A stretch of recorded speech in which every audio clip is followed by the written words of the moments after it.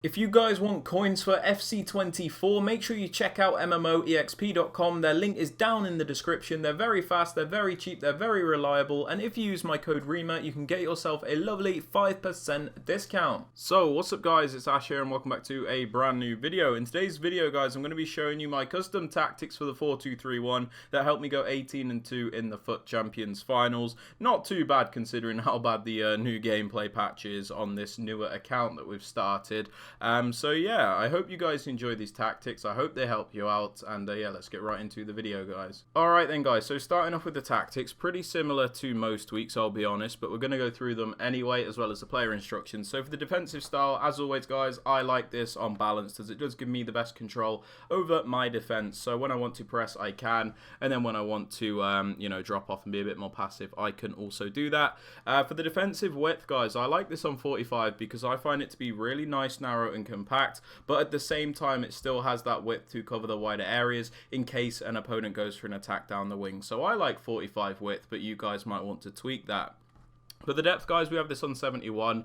I think it's been pretty important with the current meta of FC24, especially with how, like, defensive AI changes. Not the defensive AI, but all these new animations when it comes to, like, defending and that. It makes manually defending really difficult. So we want to utilize the AI as much as possible, which is why we have it on 71 depth, so we can get that automatic press. And, yeah, it helps us out in the defense, because whatever EA have done to the manual defending, oh my god, it is terrible. But yeah, for the build-up play, guys, we have it on balance because it gives you the most controlled, the most varied form of build-up. So when you use balance, you can play slow if you want, or you can speed up and play a little bit faster.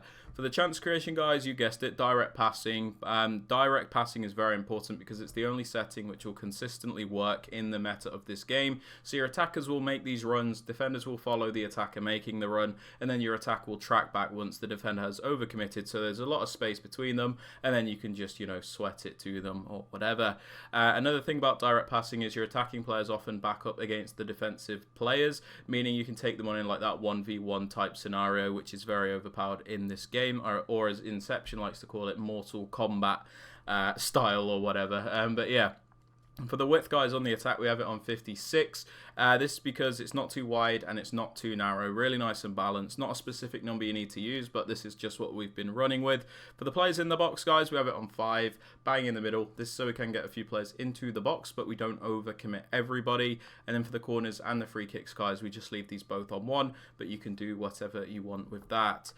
For the player instructions, guys, on the striker, stay central, getting behind, and come back on defense. Stay central is very important because when you're using like a one striker formation, if you have all your striker on balance width or drift wide, you don't really have a focal point. You don't really have anyone to rely upon in the middle to finish off your chances. So stay central must be used. Getting behind, obviously, we can utilize their pace. And then come back on defense is just to keep this player closer to the rest of the team when we don't have the ball. So when we win it back, it's a bit easier to link up the play. That's just what I found anyway. Now for the wide cams, guys, as boring as it is, come back on defense and get into the box across.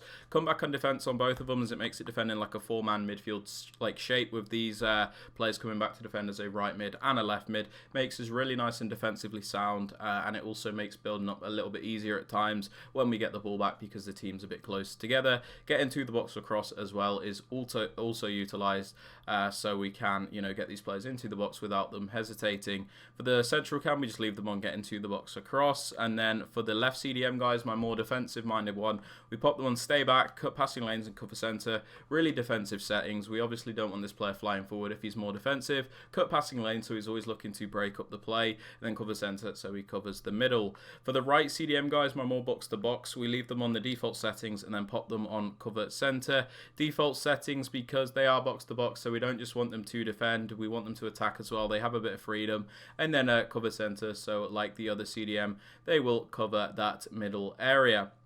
Now for the fullbacks, guys, on the more attacking one, in this case the right back, balanced overlap. This is to give us that extra attacking threat, that extra width and that wider option. You'll also notice I've got my box to box and my attacking fullback on the same side. This is just to create an overload, which makes it a bit more difficult for the opponent to defend.